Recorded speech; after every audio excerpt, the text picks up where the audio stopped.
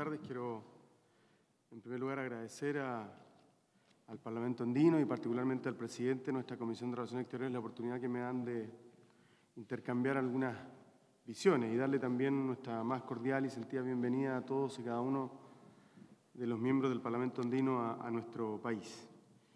Dicho esto, yo quisiera dejar 3 o 4 ideas planteadas en el ambiente y voy a hacer presente que son más bien ideas desde una mirada crítica al conjunto de esfuerzos de integración regional. Hace pocos días leía una introducción de un libro de Tony Judt que hablaba de su compromiso y su convicción europeísta. Sin embargo, en el mismo prólogo del libro él señalaba que no obstante eso no le impedía, no obstante su abanderización por la causa común europea, eso no le impedía entender que si bien era infinitamente mejor la realidad actual que aquella en que las naciones desconfiaban una de otra y se enfrentaban en guerras de carácter mundial, no le impedía, reconocer la dificultad y la inviabilidad incluso del esfuerzo de integración en el que se encuentra empeñada la Unión Europea. Y claro, uno dice eso y lee eso, y si se ubica en este lugar del mundo, probablemente todos miramos con sana envidia y quizás algunos con malsana envidia hasta dónde llegó el esfuerzo de integración comunitario europeo, con su luz y su sombra. Pero creo que difícilmente podemos decir que el esfuerzo de integración europeo en la mente de los padres fundadores de la Unión no ha recorrido un trayecto que a nosotros hace mucho rato también debimos haber sido capaces de recorrer y que no hemos hecho. Porque aunque hay voces como las de los euroscépticos o hoy día el reclamo británico por la devolución de competencia y soberanía, las dificultades de la relación de los países de menor desarrollo, de menor poder relativo frente al eje dominante que se ubica en Berlín, o la debilidad creciente del sostén más igualitario del eje París-Berlín que hoy día cruje, aún así, creo que ninguno de nosotros que se encuentra en esta sala y que tiene convicción y vocación integracionista puede sentir que eso es algo que esté siquiera empezando a recorrerse como camino de integración en América Latina. Y digo esto porque es bueno tener al menos algo, una prueba viva y tangible de lo que nos parece un esfuerzo de integración que con sus luces y sus sombras, a mi juicio, merece más aplausos que pifia. Y a partir de esa reflexión inicial, yo quisiera señalar 4 cosas que me parece que son críticas y que a lo mejor debiesen ser tomadas en cuenta por los pasos que vienen, porque este es un panel sobre la perspectiva del ámbito parlamentario en el marco de la Alianza del Pacífico, y de paso debo decir que es el primer acuerdo de integración regional en el que mi país, Chile, es miembro pleno. De ningún otro tiene esa condición. Y lo paradójico para algunos, para aquellos que miramos con escepticismo este acuerdo cuando se discutió en el Parlamento, nos parecía que la señal era confusa.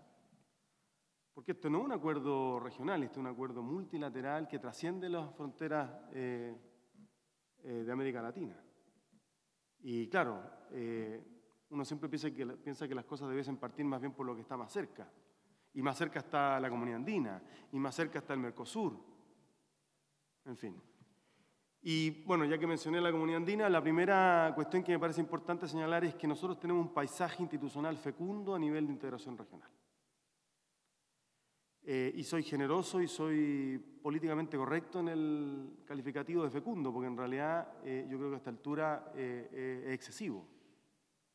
Dejó de ser un paisaje armónico o armonioso, y es un paisaje abrupto que está plagado de una institucionalidad a veces que duplica esfuerzos, que en vez de favorecer la convergencia tiende a generar focos de divergencia. Y que me parece a mí es la primera de las cuestiones de las que una agenda de integración del futuro en el ámbito de la integración regional debiese hacerse cargo. ¿Hasta dónde es razonable este nivel de proliferación de institucionalidad e integración?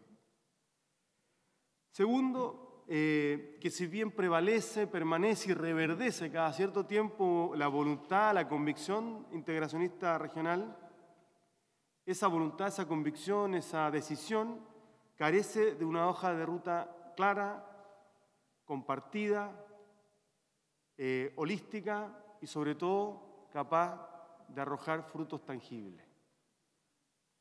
Porque la clave del éxito, el esfuerzo de la Unión Europea estuvo precisamente en eso, en que se fijó plazos, metas, tareas que pudo medir y cuantificar, que fueron representando grados sucesivos de integración concreta, incluyendo cesión de soberanía. Nosotros estamos súper disponibles para entregar cesión de soberanía a nivel de los tratados de libre comercio, pero estamos poco dispuestos a entregar cesión de soberanía a la hora de hablar de decisión y voluntad y convicción política y reflexiones que tienen que ver con ese ámbito de las decisiones políticas. Por tanto, el segundo elemento que creo que hay que poner sobre la mesa tiene que ver con una voluntad integracionista real, pero la carencia de una hoja de ruta y de esfuerzos y resultados concretos para esos esfuerzos.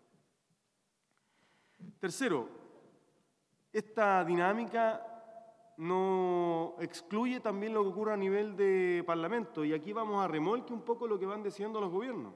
Me tocó representar a la Cámara de Diputados de Chile, al Congreso Nacional, en la primera reunión que se hizo constitutiva o preparatoria o de elaboración del Parlamento Sudamericano, en Cochabamba. Y recuerdo, y creo que no cometo una infidencia si menciono acá que en realidad casi todos estaban incómodos, porque no había sido una decisión de los parlamentos, había sido una decisión de los ejecutivos, que habían incluso concordado hasta la sede del Parlamento. Y porque además había muchos que tenían la misma convicción de que era otra institucionalidad más que venía a sumarse a un esfuerzo que no terminaba de ordenar un esquema de integración. Tenemos al Parlamento del Mercosur, también me tocó ser parte de la primera y única reunión que tuvo ese Parlamento con los Estados asociados. Acompañé el proceso de instalación de la delegación chilena en el Parlamento andino, la primera reunión en la que fui, que estuve ahí con nuestro secretario general, que por aquí está, que ahí nos acordamos también de aquello. Ahí está.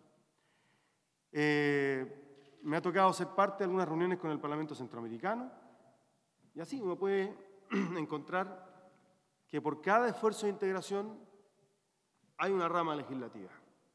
Y ahora hace pocos días hemos suscrito un acuerdo que va a la perspectiva de crear un comité de seguimiento parlamentario que no les quepa ninguna duda es el germen del futuro Parlamento del Asia-Pacífico. Entonces vamos a una nueva estructura, que yo creo que igual tiene que existir, no tenemos alternativa. Yo creo que es razonable, correcto y necesario que acompañando a la gestión de los gobiernos estén los parlamentos, porque nada distingue más nítida y señeramente a una democracia de lo que no lo es si hay parlamento. Y si ese parlamento es electo de manera democrática, plural y competitivamente.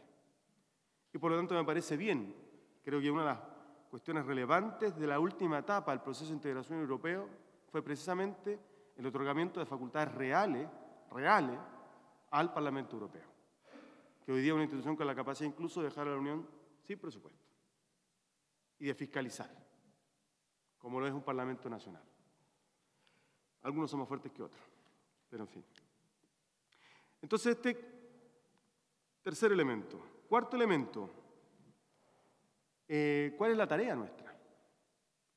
¿Cuál debiese ser la misión nuestra? Y yo aquí creo que si paradójicamente sostengo que en este paisaje fecundo de institucionalidad integracionista no podemos sino ir armando una estructura parlamentaria adosada a estos esfuerzos, creo que nosotros sí debiésemos plantearnos alguna tarea distinta a la que hemos venido cumpliendo hasta ahora. Muchas veces, muchos parlamentarios, yo entiendo que en el Parlamento andino por lo menos 3 países eligen directamente a sus representantes, ya es un avance. Son funcionarios legislativos, son parlamentarios, autoridades políticas a tiempo completo dedicadas a una labor. Pero que depende mucho de cuán sólida sea la institución a la cual están vinculadas, porque si la comunidad andina está en crisis, también las labores del Parlamento andino se cuestionan. Lo mismo ha pasado con el Mercosur. Si después del conflicto por la planta de celulosa en la frontera entre Argentina y Uruguay el Mercosur entero se fracturó. Imagínense el Parlamento del Mercosur. Y esta es una historia que hemos visto. Entonces, yo creo que nosotros tenemos, y este es el cuarto elemento y con esto voy terminando, es qué tarea nos podemos dar nosotros. Si compartimos este diagnóstico, por lo menos este es mi diagnóstico, no sé si se comparte, por lo menos es lo que yo quería manifestar como opinión. Nosotros tenemos la tarea de mostrar caminos que ayuden a despejar la dispersión institucional.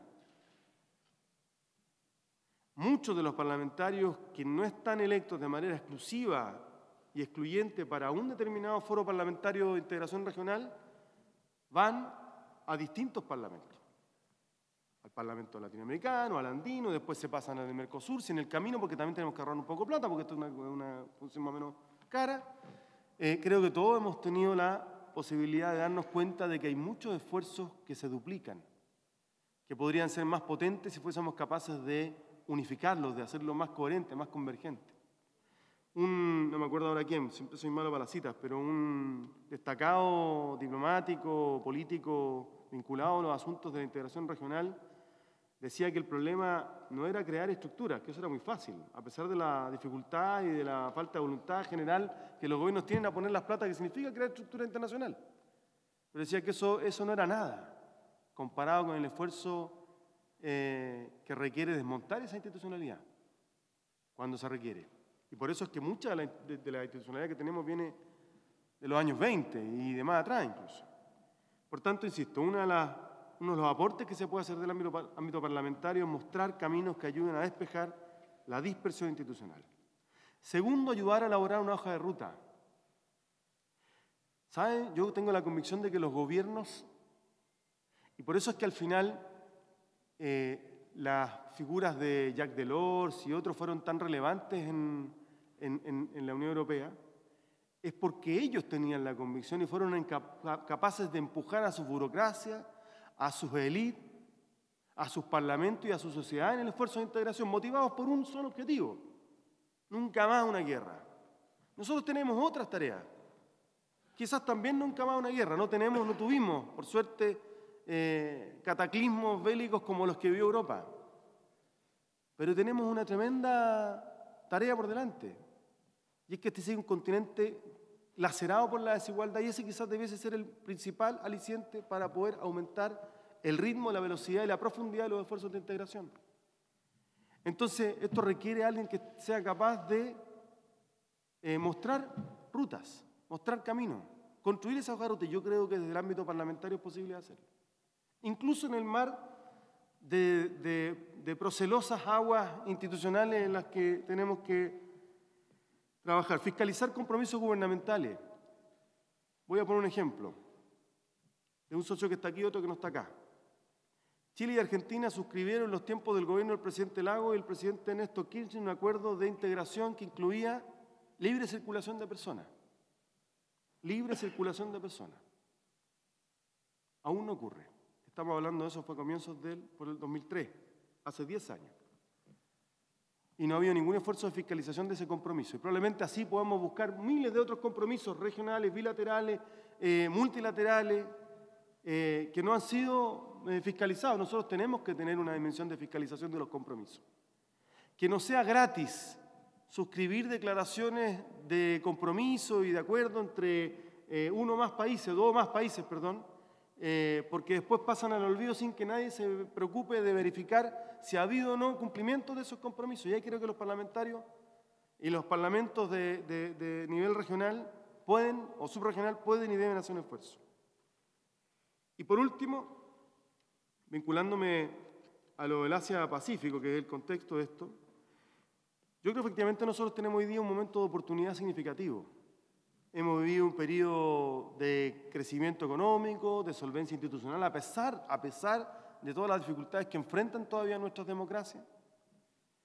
Creo que efectivamente hay en el Asia una oportunidad.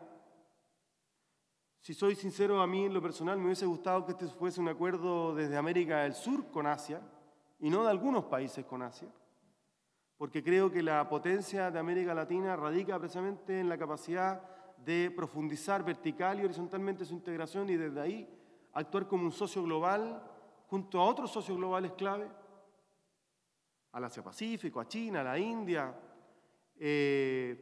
Nosotros hoy día hablamos de los BRIC, pero los BRIC hay un solo actor de la región, que es Brasil, que puede estar ahí porque tiene el peso que tiene, pero el resto no lo tiene, sino es agrupándose. Entonces, yo termino con esta reflexión. Yo creo que nosotros hemos vivido eternamente en la promesa de que hay un mundo de oportunidades afuera para América Latina que pueden ser aprovechados en la medida en que aumentemos nuestra integración. Pero transcurre generación en generación y siempre sigue siendo la promesa para la generación que viene. Y yo siento que llega el momento en que esto deja de ser una promesa y se transforma en una deuda. Yo creo que hoy día vivimos más en esa dimensión que en la dimensión de la promesa, en la dimensión de la deuda. Le debemos a los ciudadanos y ciudadanas de nuestro continente logros en el esfuerzo de integración. Mostrar cosas que demuestren que efectivamente la integración avanza. Que los ciudadanos sientan que esta década que ha sido favorable para los intereses de América Latina también se traduce en avances cotidianos, porque al final la gente no vive de cuántos acuerdos de libre comercio firmamos, de si hay alianza con el Pacífico, con el Atlántico. Vive de lo que son capaces nuestras sociedades de producir como bienes públicos que satisfagan necesidades sociales.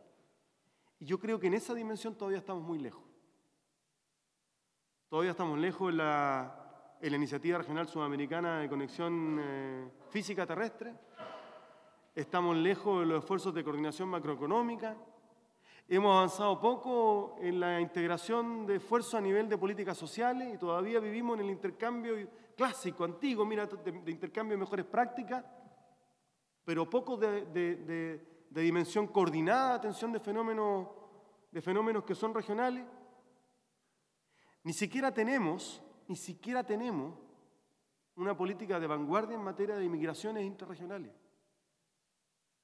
Ni siquiera tenemos. Hay un esfuerzo serio, quizás, de los más, pero siempre estamos en ese ámbito, a nivel de Sudamérica, de integración y de coordinación en materia de defensa. Pero siempre los militares, como son más ordenaditos, van más rápido y eso tiene otra dimensión. Pero creo que en el ámbito de convertir la integración en lo que yo creo que todos buscamos, que es más bienestar, yo insisto, ya pasamos de la promesa a la deuda. Y yo siento que el aporte que nosotros podemos hacer, que no tenemos capacidades ejecutivas porque ese es nuestro rol, es fiscalizar, es de legislar, es de representar, es de tratar en los albores del siglo en el que estamos, de hacer esa inflexión que se viene planteando siempre, de dar ese paso que permita que el esfuerzo de integración empiece a traducirse en más bienestar para la gente de nuestros pueblos. Muchas gracias, presidente.